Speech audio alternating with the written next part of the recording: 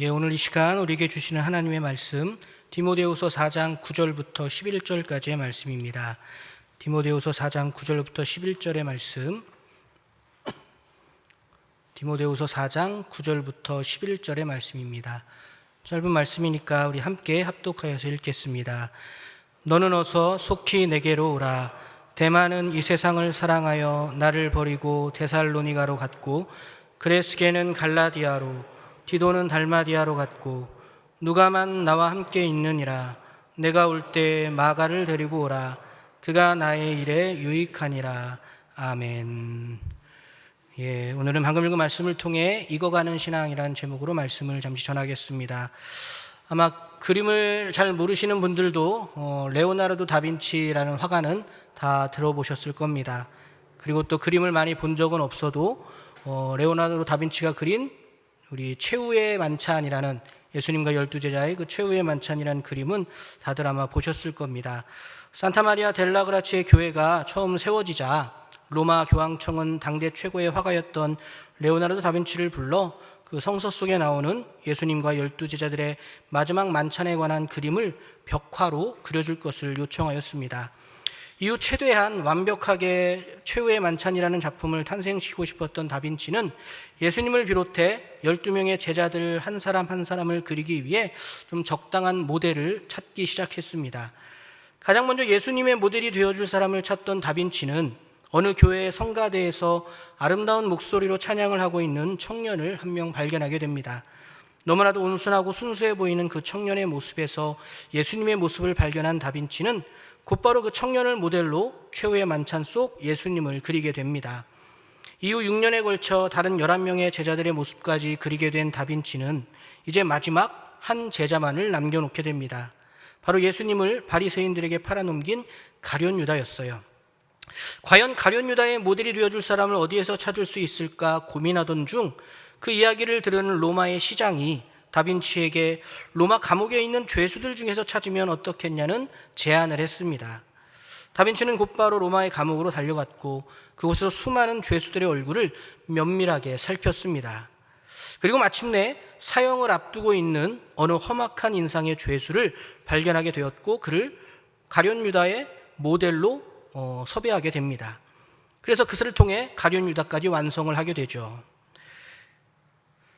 그렇게 다빈치는 가룟 유다를 끝으로 최후의 만찬을 완성하게 됩니다. 그런데 그 가룟 유다의 모델이었던 사형수가 모든 작업을 마치고 다시 감옥으로 돌아가기 전에 다빈치에게 자신이 누구인지 모르겠냐고 선뜻 물었습니다. 다빈치는 모르겠다고 대답했고 사형수는 연이어 진짜 내가 기억이 안 나느냐고 물었습니다. 아무리 생각해도 도무지 만난 적이 없는 것 같다는 다빈치의 대답에 사형수는 최후의 만찬 속 예수님의 얼굴을 가리키며 이렇게 대답합니다. 6년 전 예수님의 모델이었던 성가대 청년이 바로 자신이었다고 이야기를 한 것이죠.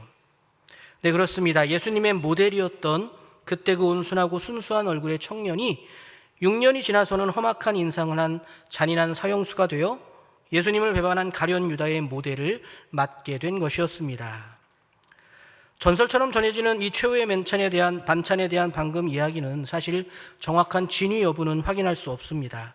그런데 또 아주 오랜 시간 많은 사람들을 통해 전해지고 있는 이야기인 것은 사실이죠.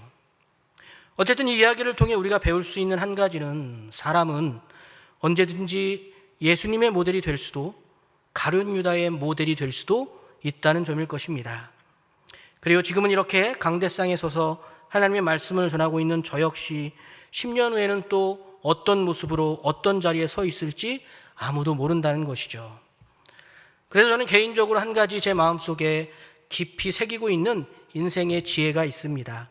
어느 작가가 쓴 글 속에 나오는 글귀였는데요. 제가 한번 읽어드리겠습니다. 시간이 지나면 부패되는 음식이 있고 시간이 지나면 발효되는 음식이 있다. 인간도 마찬가지다. 시간이 지나면 부패되는 인간이 있고 시간이 지나면 발효되는 인간이 있다. 한국 사람들은 부패된 상태를 썩었다고 말하고 발효된 상태를 익었다고 말한다. 신중하라. 그대를 썩게 만드는 일도 그대의 선택에 달려있고 그대를 익게 만드는 일도 그대의 선택에 달려있다. 시간이 흐르면서 세상 모든 만물은 정말 썩어버리거나 아니면 익어가는 것 같습니다. 시간이 흐른 후에 변화라는 점에서는 같지만 그 결과만큼은 천지 차이죠. 썩은 것은 악취를 풍기며 주변까지 썩어가게 만듭니다. 하지만 익은 것은 향기를 풍기며 주변에게 먹을 것이 되어줍니다. 그래서 저희 집 냉장고에는 우리 연동교에서 주신 김장 김치가 아주 맛있게 익어가고 있습니다. 예. 그렇습니다. 그렇게 익어가는 음식은 우리를 행복하게 하고 우리를 살리고 우리에게 아주 귀한 음식이 되는 것이죠. 세상 만물의 일부인 사람 역시 마찬가지입니다. 여러분 역시 주변에서 많이 경험하셨을 거예요. 시간이 지나면서 더욱더 아름답고 존경스러운 존재로 성장하는 사람들이 있습니다. 또 반대로 이건 도대체가 만날 때마다 다시는 만나고 싶지 않은 그런 존재로 퇴보하는 사람들도 있습니다. 저와 여러분은 퇴보가 아니라 성장하는 사람들이 될 수 있어야 하겠습니다. 시간이 지나면서 썩어가는 것이 아니라 익어갈 수 있는 우리 모두가 될 수 있기를 항상 깨어 기도하시기를 바랍니다. 오늘 우리가 읽은 본문의 말씀에는 그렇게 초대교회의 시간을 지나며 처음에는 참 뛰어나고 훌륭한 그리스도의 제자였지만 얼마 못 가 시대와 세상에 물들어 부패한 모습으로 퇴보해버린 데마라는 제자와 반대로 시작은 철없고 약해 빠진 못나고 못된 존재였지만 시간이 지나면서 아름답고 성숙한 존재로 자라가며 끝내는 예수님의 행적을 최초로 기록한 그 마가복음을 탄생시키기까지 위대한 제자로 익어갔던 마가라는 제자가 등장하고 있습니다.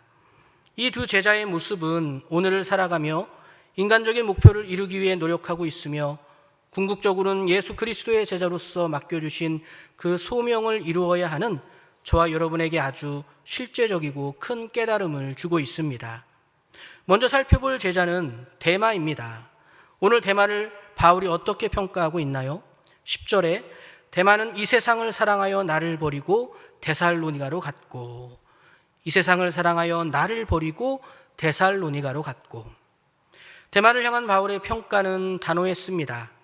이 세상을 사랑하여 바울을, 아니 더 나아가 제자로서의 사명과 예수를 향한 믿음 모두를 버리고 데살로니가, 그러니까 자신의 고향으로 돌아가 버렸다는 것이 데마에 대한 평가입니다.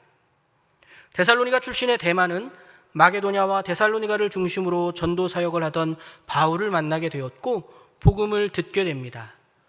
그렇게 예수 그리스도를 영접했던 데마는 한순간 아주 뜨거운 선교의 열정을 품게 되었어요.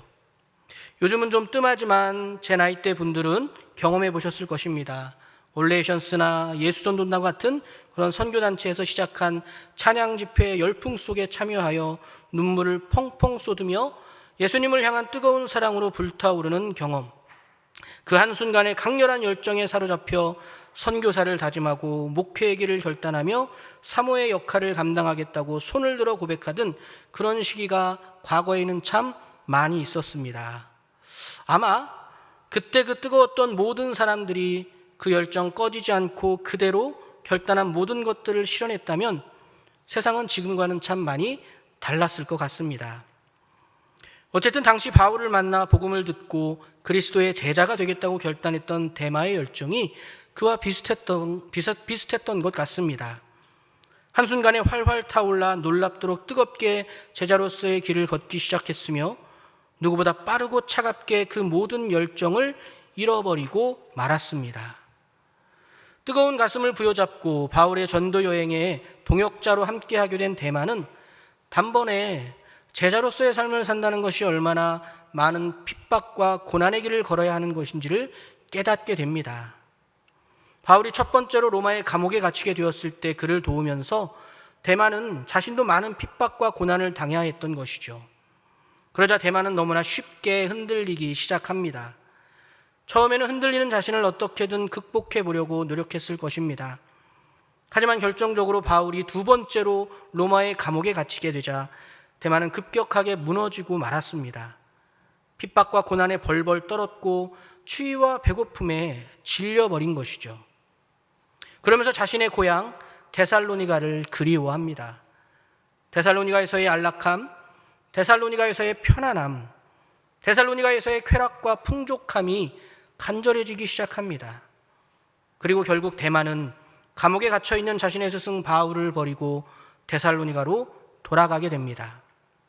바울을 버리고 믿음을 버리고 예수를 버리고 말이죠. 그렇게 대만은 신앙적으로도 그렇고 어찌 보면 인생을 살아가는 한 개인으로서도 참 부끄러운 생애를 살다가 죽음을 맞이하게 됩니다. 성장과 성숙이 아닌 부패하고 퇴보한 존재로서 인생에서도 신앙에서도 실패한 것이죠. 그렇게 실패한 대마라는 존재의 이름은 성경에 그대로 기록되어 오늘에 이르기까지 부끄럽게 남겨지고 말았습니다. 대마가 그렇게 부패하고 썩어버린 실패한 제자로서 성경에 기록되었다면 두 번째 등장인물인 마가는 아예 자신이 사복음서 중 하나인 마가복음을 기록한 그런 존재가 될 수 있었습니다. 원래 신약 성경은 바울이 쓴 편지들이 가장 먼저 기록되었다고 합니다. 그러다가 많은 이단들이 등장하자 예수님의 행적과 말씀을 문자로 남겨야 한다는 요구가 쏟아졌고 여기에 부응하여 사복음서가 기록된 것입니다. 그런데 사복음서 중 최초로 만들어진 책이 바로 마가복음이라고 대부분의 성서학자들은 이야기합니다. 다른 복음서들은 바로 이 마가복음을 중심으로 이후에 써진 것이죠. 이토록 놀라운 역사를 이루어낸 마가는 그러나 처음부터 뛰어난 인물은 아니었습니다. 오히려 단점이 훨씬 더 많은, 도무지 제자로서의 재능이나 자질은 눈꼽만큼도 찾을 수 없는 그런 인물이었습니다. 마가는 부유한 집안의 자제였어요. 오늘 오전에 기돈과 비슷한 금수저였던 것 같습니다. 예수님의 최후의 만찬이나 오순절 성령 강림 사건이 일어났던 장소 모두가 마가의 집이었습니다. 마가의 부모는 예수님을 열렬히 따르는 제자들이었고 그 덕분에 젊은 시절에 마가는 예수님을 믿게 되었죠. 그러니까 한마디로 모태신앙과 비슷한 형태가 아니었을까라는 생각을 하게 됩니다. 뱃속에서부터는 아니었지만 그냥 부모님 따라 자연스럽게 신앙을 갖게 된 상황인 것이죠. 그런 믿음이 가지고 있는 문제를 아마 직접 경험하신 분들도 여기 계실 것입니다. 억지로 믿음의 경우나 믿기는 믿는데 뜨뜻미지근한 상태, 그런 등등. 마가 역시 처음의 믿음은 그랬을 것이라고 모두가 예상합니다. 그러다 예수님께서 십자가에 달려 돌아가시고 부활 승천하신 후 마가 역시 오순절 성령 강림을 경험하게 되죠. 그리고 이후 바나바의 추천으로 바울의 전도 여행에 참여했습니다. 이때에도 마가 역시 데마와 비슷한 경험을 하게 됩니다. 꽃길로만 보였던 바울과의 전도 여행은 곧바로 핍박과 고난이라는 현실을 마주해야 했고 마가 역시 데마처럼 두려움에 사로잡히고 말았습니다. 그래서 결국 도망쳤죠. 데마는 그래도 꽤 오랜 시간을 버티다가 도망쳤는데 마가는 아예 1차 전도 여행 중에 도망쳐 버렸습니다. 정말 부끄러운 모습이 아닐 수 없습니다. 이때까지의 마가의 모습이라면 당연히 그의 인생의 결말 역시 데마와 비슷할 것이라고 예상할 수 있을 것입니다. 그러나 말씀드렸던 것처럼 마가의 결말은 데마와는 전혀 달랐죠. 바울에게 있어서 전도 여행 중 도망친 마가에 대한 불신감은 아주 컸습니다. 그래서 후에 새로운 전도 여행을 시작하면서 바나바가 다시 한번 마가를 데리고 가자고 했을 때 바울은 단호하게 거절합니다. 심지어 이때 마가를 다시 데리고 가는 문제로 바울은 바나바와 심하게 싸우고 헤어지기까지 합니다. 그 정도로 바울은 마가에 대한 실망감이 컸었고 그를 전혀 신뢰할 수 없었던 것이죠. 그러나 오늘 본문에서 마가를 향한 바울의 평가는 완전히 다르게 나타납니다. 11절에 누가만 나와 함께 있느니라 내가 올 때 마가를 데리고 오라 그가 나의 일에 유익하니라. 마지막 죽음을 앞둔 바울은 감옥에서 디모데를 불렀고 그에게 마가를 데리고 오라고 부탁합니다. 그러면서 마가를 어떻게 평가하나요? 그가 나의 일에 유익하니라. 목회하면서 부교육자로서 가장 행복할 때가 그때인 것 같습니다. 담임 목사님이, 장로님이, 교회가 그 부교육자가 참 유익한 것 같습니다 라는 평가를 받을 때 저도 그런 평가를 받아야 되는데 최선을 다하겠습니다. 근데 지금 이 마가가 바울에게 그런 평가를 받았다는 거예요. 심지어 그는 한 번 신뢰를 잃어버렸던 사람입니다. 한번 신뢰를 잃은 사람이 다시 신뢰를 찾는다는 것은 굉장히 어려운 일이죠. 그런데 마가는 지금 바울 앞에서 그 어려운 것을 해낸 것입니다. 그리고 이후에는 바울을 넘어 모든 그리스도인들과 누구보다 하나님께 유익한 사람으로 평가받게 됩니다. 그렇게 마가는 데마와 마찬가지로 부족하고 연약하며 실패를 경험했던 존재였지만 썩어버린 데마와는 반대로 아름다운 향기를 풍기는 위대한 제자로 익어갈 수 있었습니다. 과연 무엇이 마가를 그렇게 향기롭게 익어가게 했던 것일까요? 가장 먼저 마가는 자신의 실패를 하나님의 말씀 앞에서 인정하고 받아들였습니다. 사랑하는 연동교회 교우 여러분, 신앙도 인생도 우리는 실패할 수 있습니다. 연약한 인간인 우리기에 당연한 것이죠. 인생의 목표를 향해 나아가다가 부족한 능력 때문에 좌절을 경험할 수도 있고, 사명을 감당하며 살아가다가 두려움에 빠져 무너질 수 있습니다. 그런데 많은 사람들이 그 순간 자신의 연약함을 받아들이지 못하고 상황과 환경을 탓하게 됩니다. 그리고 실패를 경험하지 않아도 되는 안락함을 찾아 나섭니다. 데마가 고향 데살로니가로 다시 돌아간 것처럼 말이죠. 그러나 그런 인생의 성장과 성숙은 찾아올 수 없습니다. 실패를 인정하고 받아들이며 자신의 부족함을 발견할 때 우리는 그 부족함을 채우기 위해 노력할 수도 있고, 그 부족함을 넘어서기 위해 다시 한번 누구보다 하나님께 간절히 매달릴 수 있습니다. 그렇게 노력하고 그렇게 하나님을 찾을 때 우리는 어제보다 오늘이, 오늘보다 내일이 더 아름답고 위대한 존재로 익어갈 수 있는 것입니다.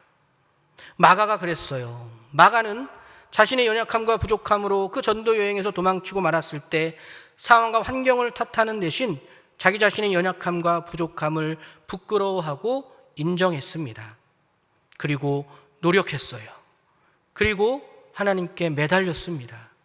연약함을 강함으로 바꾸기 위해 노력했고, 부족함을 채우기 위해 하나님께 매달리고 또 매달렸습니다. 그리고 그렇게 노력하고 매달리는 마가를 기뻐하셨던 하나님께서 그에게 새로운 기회를 허락하셨습니다. 바로 사도 베드로를 보내주신 것입니다. 베드로를 만난 마가는 자기 자신이 현재 상황에서 베드로의 사역을 가장 잘 도울 수 있는 방법이 무엇인지를 고민합니다. 다시 또 실패하고 싶지 않았으니까요. 그랬더니 연약하고 부족해 보이기만 했던 마가 자신에게 한 가지 아주 좋은 강점이 있다는 것을 발견하게 되죠. 바로 언어였습니다. 베드로에게는 선교 사역에 있어서 한 가지 부족한 점이 있었는데 바로 언어였어요. 아무래도 가난한 어부 출신이다 보니 어쩔 수 없었던 것이죠. 그러나 부유한 집안 출신이었던 마가는 히브리어와 아람어는 물론 헬라어와 라틴어까지 능통했다고 전해집니다. 그래서 마가는 베드로의 선교 사역을 쫓아다니며 베드로의 통역과 대피를 담당했습니다. 그로 인해 베드로의 선교 사역은 훨씬 더 광범위하게 퍼져나갈 수 있었죠. 동시에 베드로와 함께하며 마가는 위대한 사도를 통해 큰 위로와 격려를 받을 수 있었고, 무엇보다 예수 그리스도의 말씀을 제대로 배울 수 있었습니다. 이때 베드로를 통해 말씀을 배울 수 있었던 덕분에 마가는 최초의 복음서인 마가복음을 집필할 수 있었던 것이죠. 그렇게 마가는 하루하루 익어가기 시작했고, 마침내 베드로에게 영적 아들이라는 칭찬까지 받게 됩니다. 그리고 베드로와 함께하며 이전과는 다르게 엄청나게 성장하고 성숙한 마가의 모습을 발견한 바울은 그를 향한 신뢰를 회복할 수 있었던 것입니다. 이제 마가는 오늘에 이르기까지 성경에 기록된 이름만이 아닌 아예 최초의 복음서를 기록한 위대한 제자로 하나님과 후대의 자손들에게, 우리에게 남겨지게 된 것이죠. 이렇게 마가가 익어갈 수 있었던 결정적인 원인에는 또 한 가지, 베드로라는 온유하고 좋은 스승이 있었던 것입니다. 오늘 아침에 청소년부 예배를 드리는데 우리 이제 신입생, 아직 초등학생인데 교회에서는 강제로 중학생으로 오라고 해서 어쩔 수 없이 청소년부에 올라온 두 친구가, 아니 정확하게는 세 친구인데 먼저 두 명의 친구가 왔어요. 찬양을 박수치면서 하자고 했더니 한 친구는 놀라운 능력을 보여주었습니다. 서서 졸면서 박수를 치는 이 놀라운 능력, 그렇게 하더라고요. 또 한 친구는 잠바에 주머니를 이렇게 넣고 뭐 하나 보다가 저랑 눈이 마주쳤더니 에이 그래도 예의상 주머니에 잠바는 빼줘야겠다 싶었는지 손을 뻗어서는 그냥 이러고 있더라고요. 그리고 마지막 한 명의 친구는 문 앞까지 왔다가 무서워서 울며 떠났다고 합니다. 그 친구들도 우리 연동교회를 통해 좋은 스승, 좋은 신앙의 어머니 아버지들을 통해서 얼마나 더 아름다운 존재로 익어가게 될까요? 오늘 우리 오전에 말씀 들은 것처럼 우리 연동교회 모든 성도님들이, 우리 모든 목회자들, 또 우리 모든 선생님들이 정말 그 아이들을 향한 사랑으로 섬기고 가르친다면 오늘 그 아이들이 나중에는 이 찬양단 앞에 나와 하나님을 찬양하는 위대한 하나님의 제자들로 익어갈 줄 믿습니다. 우리 연동교회 모든 성도님들이 그런 우리 다음 세대에게 좋은 스승이 되어주시기를 부탁드립니다. 너무나도 극명하게 드러나는 데마와 마가의 모습을 통해 여러분 무엇을 느끼시나요? 우리도 정말 마가와 같이 익어가는 존재가 될 수 있기를 결단하고 기도할 수 있어야 하겠습니다. 저와 여러분이 마가와 같이 익어가는 존재가 되기 위해서 가장 필요한 것은 언제 어떤 상황에서도 포기하지 않는 것입니다. 좌절하지 않는 것이며 우리의 연약함과 부족함을 채우기 위해 노력하고 무엇보다 하나님께 매달리기를 멈추지 말아야 합니다. 그렇게 결단할 수 있을 때 하나님께서는 반드시 우리를 익어갈 수 있도록 이끌어 주십니다. 필요한 사람, 좋은 스승을 만나게 해주시고 우리 안에 강점을 발견하게 해주시며 우리의 연약함과 부족함을 하나님의 능력으로 채워주실 것입니다. 그리고 우리를 위대한 인생으로, 위대한 제자로 이끌어 주실 것입니다. 바로 마가처럼 말이죠. 저와 여러분의 모습은 마가보다 못할 것이 조금도 없습니다. 우리 역시 마가와 같은 익어가는 존재가 될 수 있습니다. 익어가기를 바라며 익어갈 수 있도록 결단하고 또 결단한다면 그렇게 될 수 있습니다. 저와 여러분이 그렇게 이 시대와 세상을 환히 비추고 절망 가운데 방황하는 많은 사람들에게 희망이 될 수 있는 위대한 그리스도의 제자들로 더욱더 성장할 수 있기를 결단하고 또 기도하시기를 바랍니다. 그래서 그 성장의 기쁨으로 저와 여러분이 늘 행복할 수 있기를, 또 우리 연동교회 안에는 그 아름다운 익어가는 향기가 차고 넘쳐서 목포를 넘어 땅끝까지 그 향기를 전할 수 있게 되기를 예수 그리스도의 이름으로 소망하며 기도하겠습니다. 함께 기도하겠습니다.